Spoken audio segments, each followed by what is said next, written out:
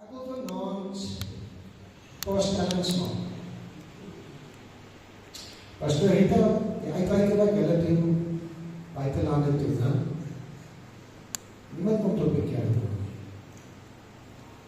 En julle wat ronddraai, mense help en goed is, dit maak nie verskil in die lewe nie. Ek stem nie saam. Louis, waar is jy? Jy moet vir mense wat moet bid doen niks vir hulle. Ja? As jy so loop en bid vir die mense, goed doen niks. Glo jy dit? Julle glo dit as ek dit sê, maar julle glo dit as die duiwel vir julle goeie sê wat nie waar is nie. Jy is niks werk nie, man. Die moeite wat jy doen om aan die pad te gaan, om te gaan na ander lande toe te gaan, sendingwerk doen, of mense te help in die gemeenskap, of te bid vir mense goed is, beteken niks. Hoe vandag twyfel ons nie onsself nie? Hy saai nie die bietjie twyfel. Ek is niks werd nie. Ek beteken niks. En dan sit hy klein snoeballetjie aan die rol. Dan begin ons weer minds met ons weghardloop. En later is dit net so groot as massiewe snoebal. Want alles verwoes. Want dit wat jy doen is belangrik vir die werk van die Here. Pastor Rita, wat jy doen, al sien jy nie altyd noodsaaklik wat jy doen terwyl jy daar is nie. En die vrug wat jy daar saai, 'n invloed. Weet nie wat jy doen, Louis wat vir wie jy bid, almal wat hier sit, se werk vir die Here dra vrug. Die van julle wat 'n bietjie nou ken van landbou goed is, weet jy kry nou 1-jarige vrugte, 2-jarige vrugte, sulke goed, né? Wat beteken jy plant hom nou maar sy jaar oes. Dan kry jy nog ander tipes vrugte en goedes wat jy plant hom nou dan 7 jaar kry jy sy vrug. Beteken nou dat in daai 7 jaar wat jy nou moet staan en wag, daai vrug beteken niks. Nee. Die vrug is daar, die vrug is geplant. Baie keer in ons daai put, jy gaan ook krap. Ek wil kyk hoe ver hy gaan groei. Ek wil gaan kyk hoe groot is hy al. Ek wil net kyk of hy nog daar is. Ek sien dat hy kom. Waar die Here vir hom sê, los. Laat die Heilige Gees sy werk doen. Die regte ding, die regte tyd, as dit God se tyd is. Dis iets wat vir ons as mens moeilik is om te aanvaar. Dat ons tyd en God se tyd is nie dieselfde. En dan raak ons ongeduldig. Ons verloor geloof. Ons wil nie meer Bybel lees nie. Ek het mos nou van die Here mos nou verkeer mos nou gevra. Ons het nou die dag gelees van die ou wat homself 7 keer moes gaan was het. As hy op 6 keer opgehou het, was hy nooit genees nie. Hou aan tot jou seun en jou deurbraak kom. Moenie opgee nie. Ons het nou dus op die konferensie het ons is agtergekom wat 'n impak VGK Valhalla het in ons streek. Nie omdat ons dit wil doen nie, maar net omdat hulle kyk wat ons doen, wat ons stel voorbeeld. Nou wil ek vandag vir jou vra, wat is jou identiteit in Christus? Wie is jy? Ken jy die verskil tussen wie jy is en wat met jou gebeur? Definieer jy aan dit wat om jou gebeur met wie jy is as persoon? Want hoe maklik is dit nie vir ons as dit sleg gaan en ons sukkel, en ons weet nie wat ek kan doen nie, om te sê, maar ek weet nie of die Here vir my lief is nie. Ek weet nie of die Here vir my sorg nie. Want ons koppel wat met ons gebeur die eksterne faktore aan wie ons is. As ek vandag vir jou vra, wat is jou identiteit in Christus? Wat gaan jy vir my sê? Baie mense kan my vraag antwoord. En as ek jou vra, maar hoe weet jy dit dan? Dan weet jy nog wat ek in antwoord is.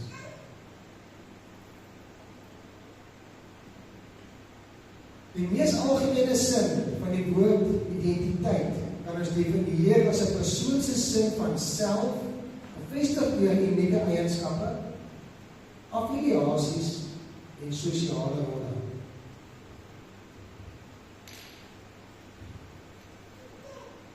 Dis 'n persoon se sin van self, bevestig deur hulle unieke eienskappe, affiliasies en sosiale rolle.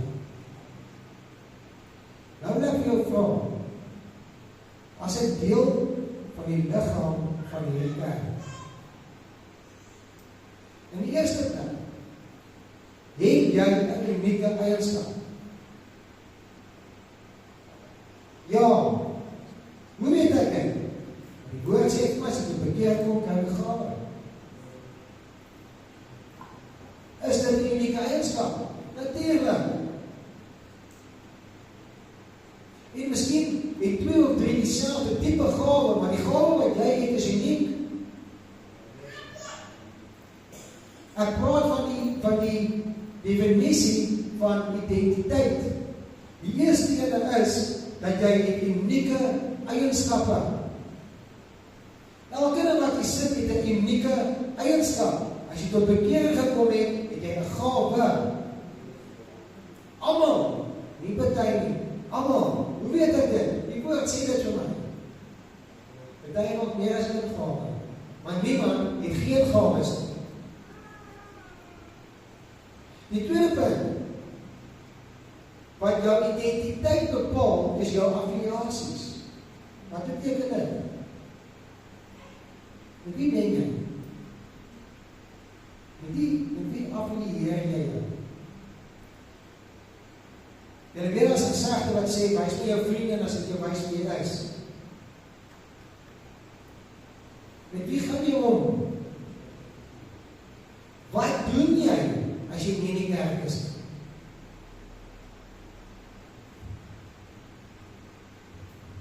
Dis 'n aspek wat jou identiteit bepaal. Met wie wil ek affilieer?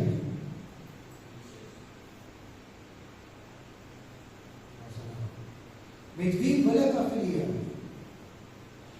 Met wie kies ek om te affilieer? Broers en susters, hoekom sê die woord vir ons moenie wegbly van die samekomste af? En die derde punt is jou sosiale rol. Wat is jou sosiale rol? Nie noodwendig in jou gesin as vader of as moeder of as kind of as ouma of as oupa nie. Maar wat is jou sosiale rol? As ek uitgaan en gaan disippels maak, gaan ek ons van my eie warm woonpleisie af na 'n plek toe wat vir hom bekend is. Ek gaan in 'n sosiale omgewing in wat vir hom bekend is. Baie keer vreesaanjaend is. Baie keer het al gevaarlik is.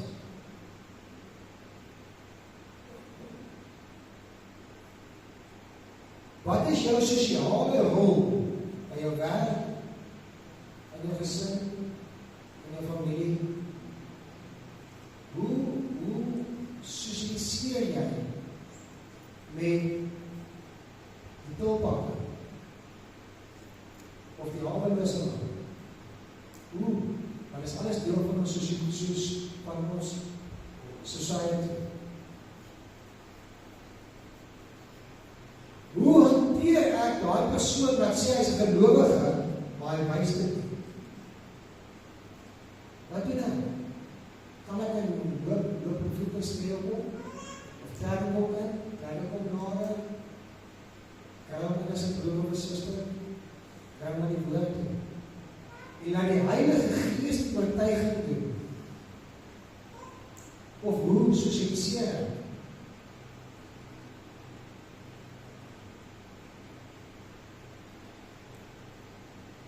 Ek gaan net so 'n paar verse vir ons uitlig. Hoekom wat ek sê bewys word in die Bybel?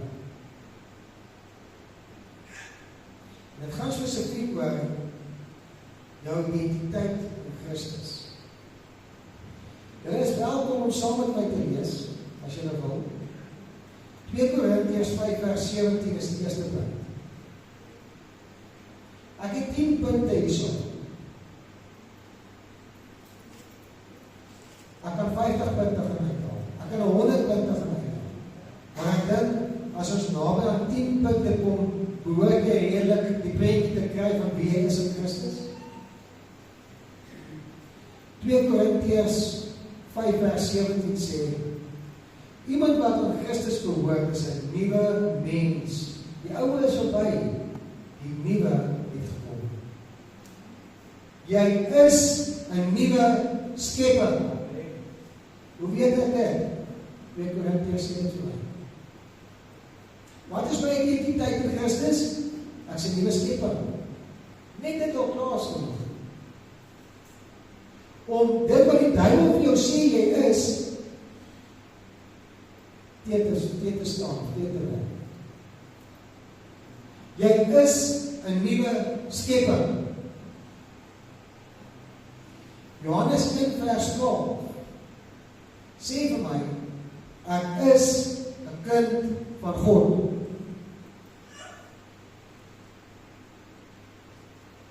As jy tot bekeer kom, en die duiwel sê, nee, as ek tot bekeer, as ek nie tot bekeer nie, ek doen dan nog dit, ek doen nog dan en dat.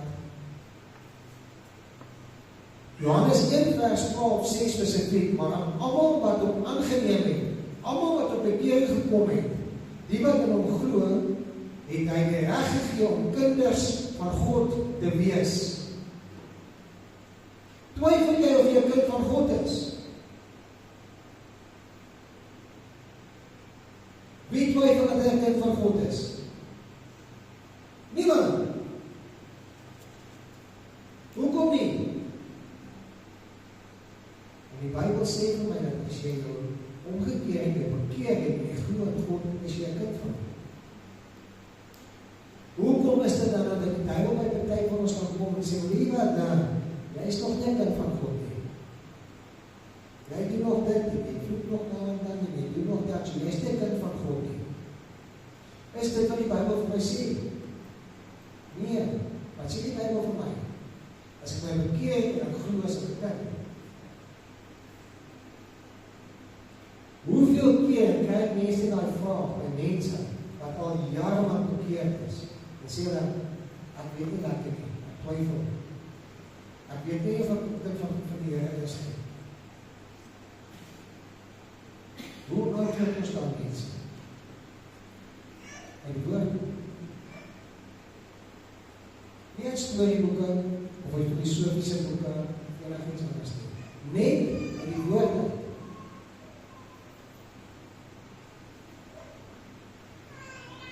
Baie keer kom die duiwel ons sê vir ons, wie wat nou, jy het nog nie alles gedoen wat jy voorgestel is om te doen, om tot bekering te kom nie, so jy is sommer nou niks werk. Presies wat ek nou gedoen het, as voorbeeld. Wat jy doen beteken niks meer. Jy is sleg. Wat soek jy so? Gaan kyk wat die gat weg. En baie keer dan is ons geheim van geloof en ons glo dit. En ons doen nie wat die Here vir ons sê ons moet doen nie.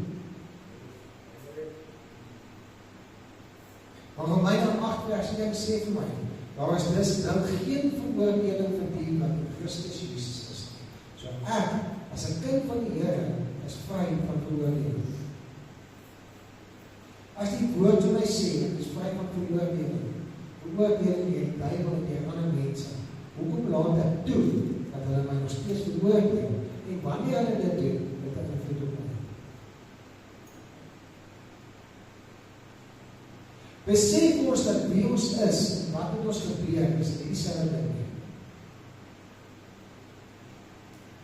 Wys my die Bybel, een kind van die Here, met wie dit altyd net goed gegaan het.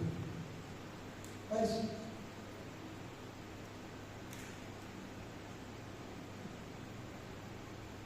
As die hele woord van God vol voorbeelde is, van kinders van God, wat ook moeilike tye, wat ook swaar tye deurgaan, wat selfs doodgemaak is. Hoekom is ons dan so sensitief, wanneer dit nie lekker gaan nie, ek weet nou nie lekker nie. Is ons nie so nie? Maar die Bybel sê vir ons, julle moet vasbyt, julle moet aanhou hardloop, maak die saak hoe moeilik dit is nie, moenie ophou nie, dit gaan nie maklik wees nie, moenie ophou nie, hou aan hardloop, moenie ophou nie.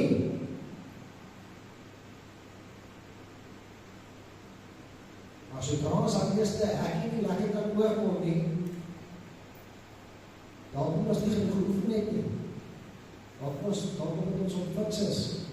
Dan kom omdat ons nie lekker verstaan hoe moet die wet weer werk nie. Maar as ons aan eerste hekkie nie lekker kan oorkom nie, dan moet ons op nie. Jy stui baan, wat sla die gewigstoot, ja. Dan wil ek daar op die gewigstoot, hoepel, gaan sit. Sê nee, wil nie meer, kan nie meer nie, gee op.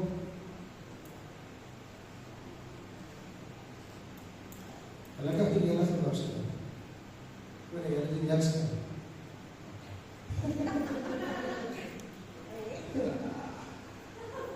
Ons is vry van verhooging.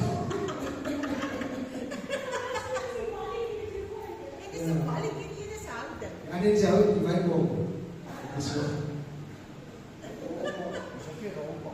Ja, dis ook besef ons dat ons is vry van veroordeling deur die wêreld as ons 'n kind van God is.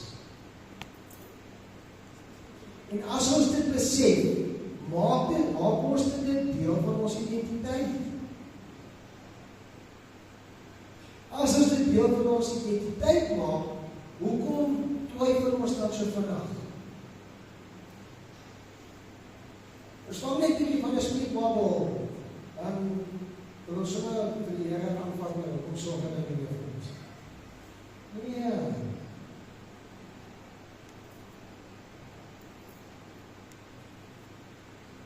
Sal hy Romeine 8 vers 17. En omdat ons kinders is, ons ook erfgename. Ons is erfgename van God, erfgename saam met Christus. Ek is 'n erfgenaam van God. Ek is 'n bekeerde kind van die Here. Ek maak foute, ek is nie perfek nie. Ek is 'n mens. Dinge gaan baie keer goed in my lewe, dinge gaan baie keer sleg in my lewe. Ek aanvaar dit so, want die Here is in beheer van my lewe. Dit maak nie die feit dat ek 'n erfgenaam van God is minder. Wat meer wil ons hê as om te weet ons is 'n erfgenaam van God. Ons gaan deel in sy koninkryk. Besef ons wat is ons identiteit in die Here. Hoekom twyfel ons dan so? Glo ons dat God is almagtig, almagtig. So as dis net nie kan doen. Nou as ons dit glo, hoekom twyfel ons dan baie keer as dit nie lekker gaan ons doen? As ek weet ek is 'n erfgenaam van die heilige, almagtige God wat hemel en aarde geskaap het, hoekom twyfel ek? Hoekom laat ek die vlees wen as ek in die gees weet ek is 'n kind van God?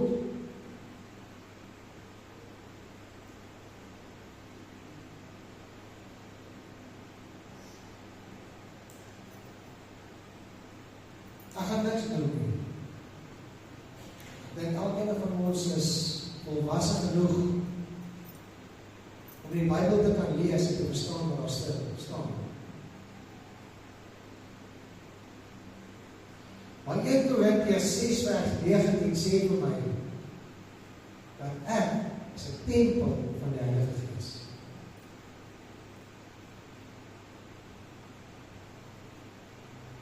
Ek, as 'n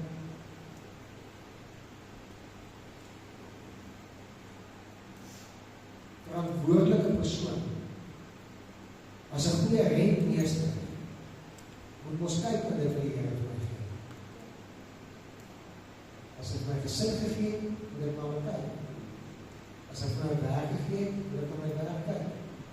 Nie ten koste van my verhouding met die Here nie, maar ek moet na my kyk. As ek my finansies gee, moet ek na my finansies kyk. As ek my liggaam gee, moet ek na my liggaam kyk. Elkeen van ons weet wat ons doen, wat teenstrydig is met goeie rentmeesterskap, veral as dit kom by ons as tempel.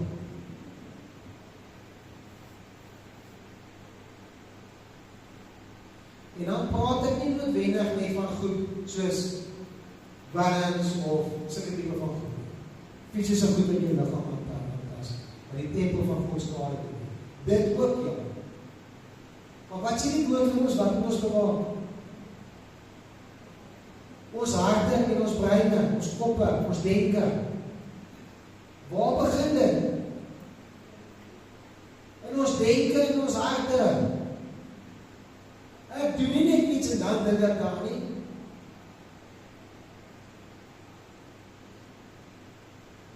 As ek weet, as 'n tempel van God, en die woord sê vir my, beskerm jou denke en beskerm jou hart. En dan natuurlik jou vlees ook. Jou liggaam. Maar as jy dan goed mos nou wat beskerm, en jy doen dit nie, dan kyk jy mos nou nie na die tempel van die Here. Hoeveel keer gebeur goed in ons lewe nie? As gevolg van keuses wat ons self maak. Baie keer is dit keuses wetende is verkeerd. Ander keer is dit keuses wat ons maak, want ons weet nie wat is die regte keuse nie. Ons is dalk net kleinweg onkundig. En ons maak 'n keuse, en as dit nie die regte keuse nie, en dis gebeur in ons lewe wat nie reg is nie, of wat nie lekker loop of goed is nie, dan is ons maklik om te sê, maar Here, hoekom doen U dit aan my? Dan sê die Here, nee, as jy na my toe gekom het, of my raad gevra, en ek het die Heilige Gees leiding vir jou gegee en op die regte pad gelei, so jy dalk nie 'n keuse gemaak het. Jy sal 'n ander keuse gemaak het. Jy sal die keuse gemaak het met die Here, nog wat ek jy moet maak. Maar ons dink nie altyd aan wat ons doen nie, ons doen baie keer vir ons ding. Wat beteken dan? Ek maak foute. Ek's 'n mens. Ek maak verkeerde besluite. En baie keer as gevolg van my verkeerde besluit, doen ek my tempel skade aan. Maar dis nie sê omdat ek 'n verkeerde besluit gemaak het, nou is dit jy wat my straf nie. Baie keer moet ons terug ons knie gaan, en gaan om vergifnis vra. Sodat ons verhouding met God kan herstel. Sodat ons dan weer ons tempel kan eer en respekteer.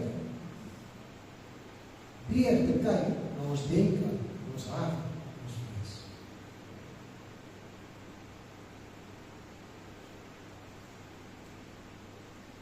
Die volgende punt.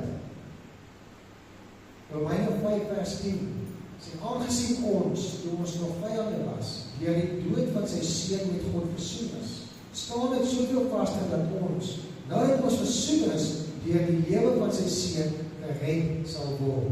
Dat beteken, ek is versoen met God. Ek is versoen met God.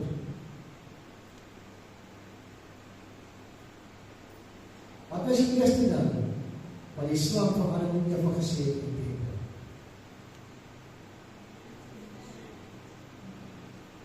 Het die Here nie gesê jy mag nie van daai boom van die lewe van God te kwaad nie? Die eerste ding wat hy doen, hy saai verwarring, hy saai, is dit so, is dit nie so nie, en hy verwondering, hy twyfel. is ek nog steeds versoen met God as ek teen sy wense gaan. Maar ek weet vir 'n feit, Romeine 5 vers 10 sê vir my, as ek tot bekering kom, is versoening met God deel van my identiteit. Ek hoef nie te twyfel daaroor nie. Dit maak nie saak wat iemand vir my sê nie. Dit maak nie saak wat die duiwel vir my sê nie. Ek weet vir 'n feit, ek is versoen met God. Hoekom? Want ek gaan na die lewende woord van God toe. Dit is wat vir my sê.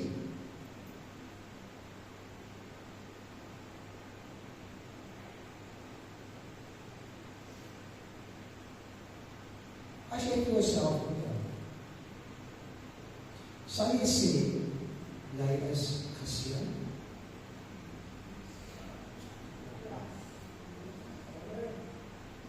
Al het jy nog niks? Of min? Of baie? Open jy die seën van God op jou lewe aan wat jy het? Of hoe goed dit in jou lewe met jou gaan? En wanneer dit nie goed gaan nie, want wat is die teenoorgestelde van seën? Vloek. Jy voel dan weer, maar nou word ek vervloek en ek is vervloek en ek is die vloek en is daai vloek. Of sê die woord van God vir jou, maak nie saak al gaan dit sleg in jou lewe nie. Die Heilige Gees is daar om jou te lei, want jy is 'n geseënde van die Here. Maak jou omstandighede dat jy minder geseënd is? Nee. Jou verhouding met die Here en die sonde wat jy toelaat, dit is wat 'n invloed het op jou siel.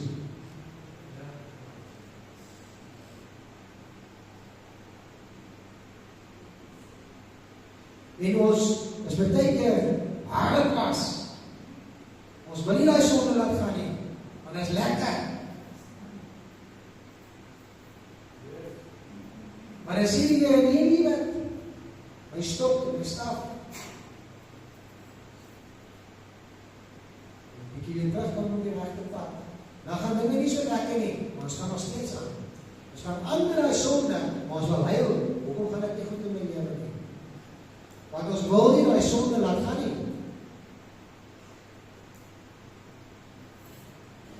Maar as jy waaragtig waar probeer om nie te sondig nie, en luister vir die Heilige Gees en bou 'n verhouding met God, dan sal jy geseënd wees. Al gaan dit nie goed in jou lewe nie.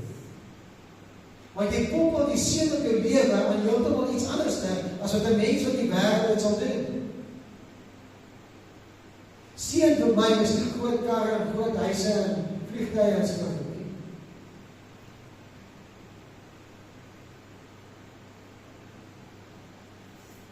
Elkeen van ons kan vanaand hier so sit, ons kan vir onsself afvra. Wat se seën is daar wat ek in die Here dankie vir kan sê? Want as jy 'n kind van die Here is, word jy geseën. Sien ons dit altyd raak? Nie altyd. Wil ons dit altyd raak sien? Nee, ons is uit van nou. Het is lekker om te bouwen as om te loof en te prijs.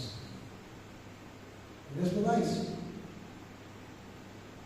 As jy 10 keer by dieselfde restaurant gaan eet, en daai waitress gee jou 9 keer goeie diens, kan jy nie 9 keer die manager roep en sê, jy wil vir geen goeie diens nie. Nee, want as jy een fout maak, as jy 1 keer 'n slegte diens gee, vir wat 'n rede wil dan? En dan sal die manager doen. Maar vergeet ons die 9 ander goeie keer, maar ons wil gaan maak by een slegte keer. Want ons is mens.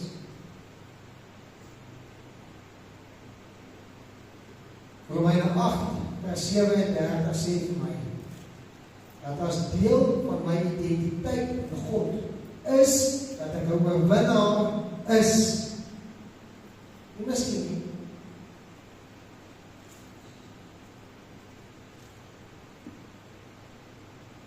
Maar al hierdie dinge is ons meer as oorwinnaars deur hom wat vir ons liefhet. Waarin lê die oorwinning? feit dat jy 'n kind van die Here is. Deur hom is ek meer as 'n oorwinnaar. Op my eie is ek 'n loser. Want ek kan nie doen wat ek doen as ek nie die Here by my het nie.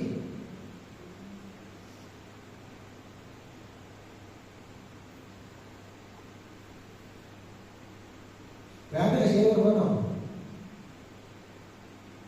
Is jy oorwinnaar? Is jy? Hoe weet jy?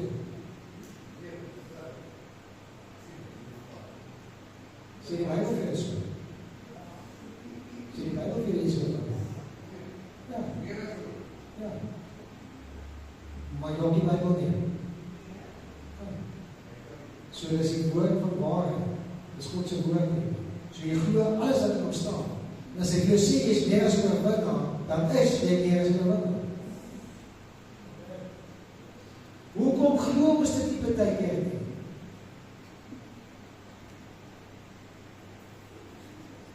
As jy 'n oorwinnaar man, hoe weet jy dit? Presies. En as iemand môre vir hom sê, ja, jy loser, wat jy hom sê? Presies. Hoe weet jy dit? En as ek oor weet, wie sê jy loser? Dan sê jy dat hulle praat nonsens. Hoe weet jy dit? Maar die Bybel sê so.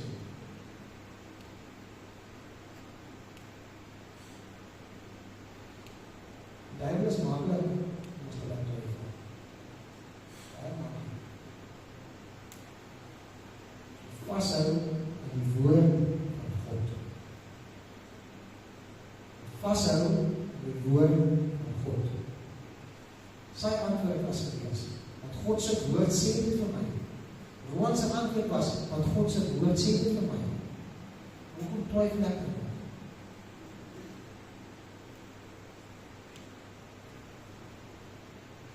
En tweede laaste punt. Een van my bokse wat jy lees vandag, ons het my gespreke gaan oor Romeine. En jy kan sien, baie van die voorbeelde wat ek aanhaal vanaand, kom uit Romeine. Doen jy self begins, en gaan doen selfstudie oor Romeine. Gaan doen selfstudie. Pastoor Rita, Benny, julle ouers wat die selfgroep het, maak 'n punt af van om op 'n stadium Romeine te doen. Of wat jy die hele maand, jy sê, ek weet nie wat, of 2 maande, ons gaan elke keer gaan ons het gedeelte behandel. Gaan doen Romeine. Gaan lees Romeine. Gaan lees net oor 2 paragrawe. Moet nie die hele Romeine gaan lees en dan jy nie maar die 2 of die 3 paragraaf nie meer gaan staan. Gaan nie meer begin. Gaan lees Romeine. Romeine 15 vers 7 sê vir my, aanvaar mekaar dan soos Christus julle ook aanvaar het, tot eer van God. Jy is deur God aanvaar. As jy tot bekering kom, word jy deur God aanvaar. Wat het Jesus gesê vir die een ou wat langs hom was, wat gesê het, ek kan sien, U is Jesus. Vergewe my my sondes. Wat het hy hom gesê? Kon dit om dadelik aanvaar. Dadelik, net dan.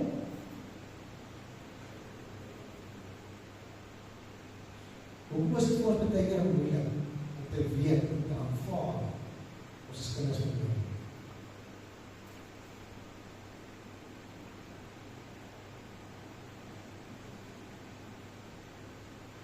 Genesis sê ons baie duidelik hoe die mens gemaak is. En dan wie se beeld ons gemaak is. Maar Efesiërs 2 vers 10 sê ook vir ons, jy is God se maaksel. Want ons is sy maaksel, geskep in Christus Jesus, om goeie werke te doen, wat God voorberei het, sodat ons daarin kan wandel. As 'n ander vers moet ek sê, voor jy gebore was, het God al geweet wie jy is. Ons het nou 'n liedjie gesing, 2 liedjies gesing, wat ons identiteit in God bevestig. Ons moet baie keer gaan kyk wat ons sing. Dit is belangrik dat ons kyk wat ons sing.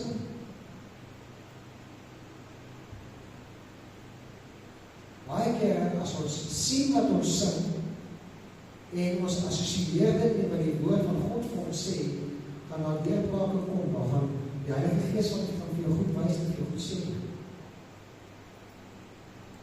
Ons besef nie altyd hoe belangrik en wat 'n groot rol musiek en multimedia en al daardie tipe van goed in ons lewe kan speel. Dit kan baie positief wees of dit kan baie negatief wees. Maar in dit alles is dit God se maaksel. Dit is geskep deur Christus Jesus. Hoekom? Hoekom het die Here ons gemaak?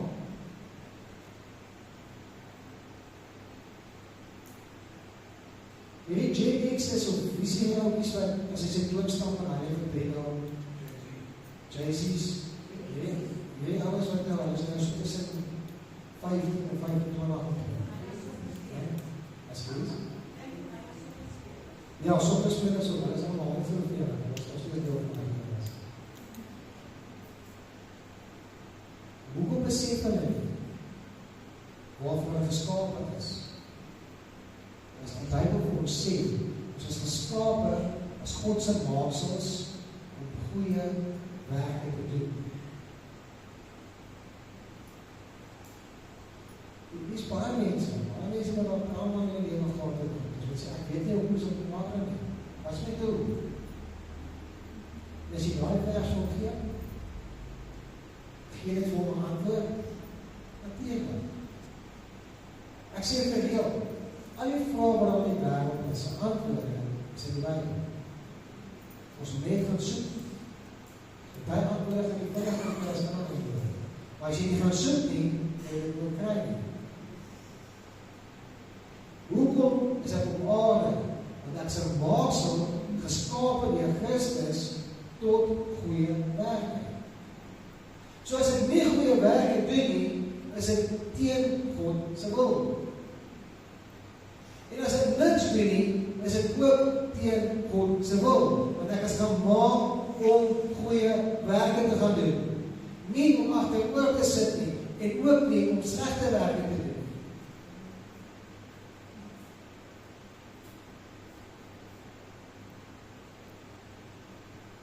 Wat ons ook al op aarde moet doen, is klaar nie goed voor. Nou sien het reg deur die Bybel. Op die saak waarom of na wie ons kyk in die Bybel. Daai persoon het 'n spesifieke doel gehad waarvoor die Here hom geskaap het. En al wat dit net van is as 'n slegte koning, het hy nog steeds 'n doel gehad.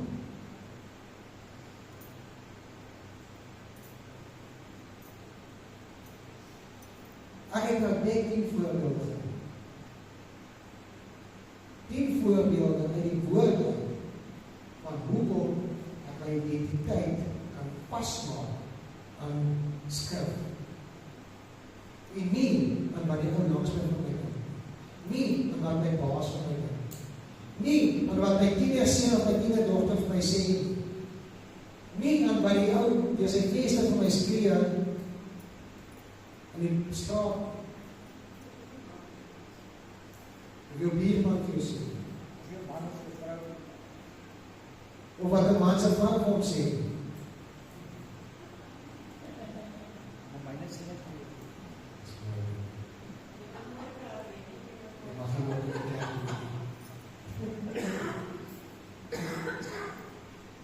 Ons moet die onderskeid maak tussen wie ons is in Christus. Wat ons identiteit is in Christus. Wat ons lewe is. Kom ons vat hierdie 10 punte. Ons maak dit deel van ons lewe. Hierdie week. En ons word oorwinnaars van Christus. As gevolg van my identiteit wat ek het in Christus.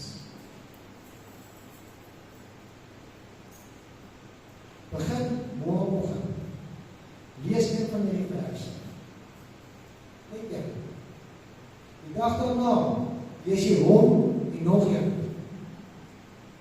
Die dag daarna lees jy daai 2 en 'n derde een.